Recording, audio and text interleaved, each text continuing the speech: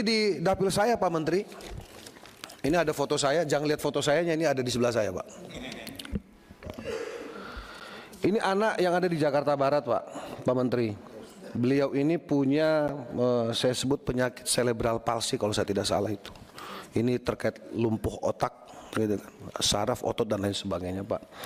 Ibunya ini hanya kalau saya sebut ya pekerja serabutan lah gitu. Yang seharusnya ini masuk dalam data penerima bantuan sosial Pak.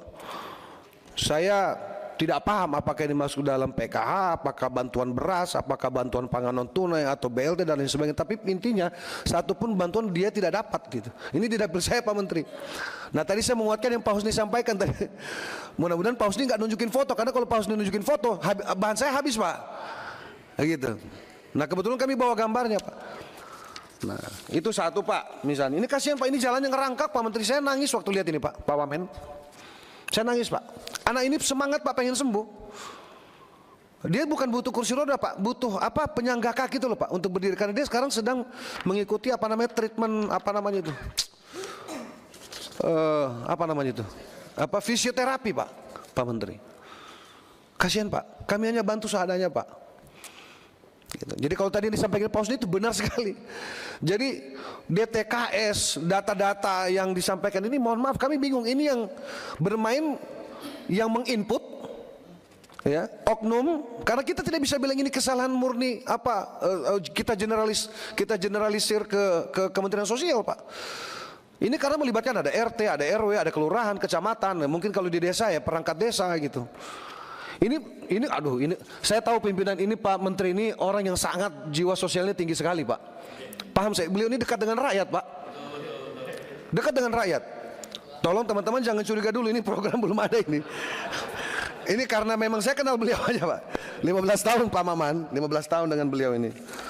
Beliau ini jangankan ke orang miskin Pak, ke orang sukses saja beliau ini bagi-bagi rezeki Pak. Ya buktinya band saya dulu sering banget dipakai sama beliau Pak.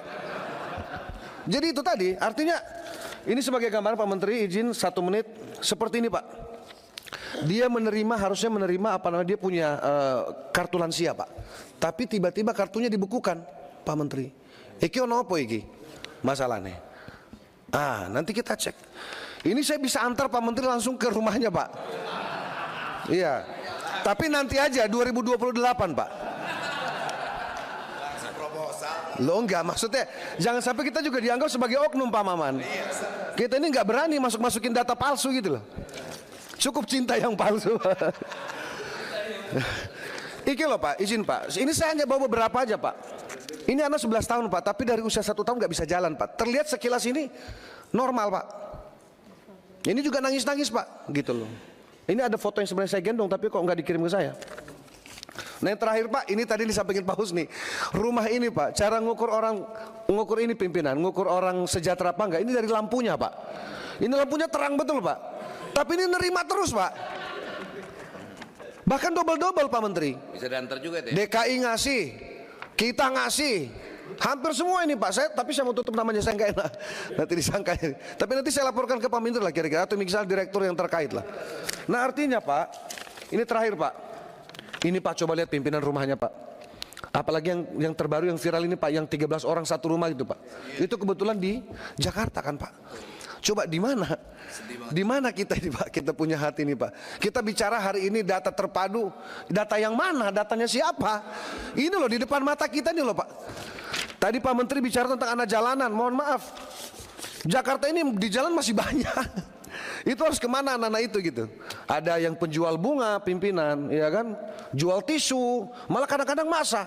Nah kalau kemudian ini merupakan bagian daripada modus yang mengarah pada eksploitasi anak, ini Kementerian Sosial punya tanggung jawab moral Pak untuk berkoordinasi dengan, saya nggak tahu apakah pemerintah DKI misalnya, pemerintah daerah, dalam hal ini Satpol PP selaku penegak perda dan seterusnya. Tapi tidak mungkin lah kita ini ngajarin Pak Gus Ipul ini berenang, orang beliau ini sudah betul-betul berada di garis rakyat gitu loh, didampingi dengan Pak Wamen yang aktivis sosial. Saya kira ini pasangan yang paling komplit di kementeriannya Pak Prabowo ini Pak.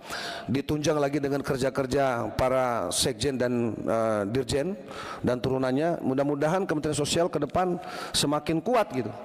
Nah, oleh itu Pak Menteri, pimpinan, sebagai penutup sekali lagi kami ingin menyampaikan terima kasih. Tentu Pak Menteri ini yang ada di kepalanya banyak sekali hal-hal yang harus diselesaikan Pak.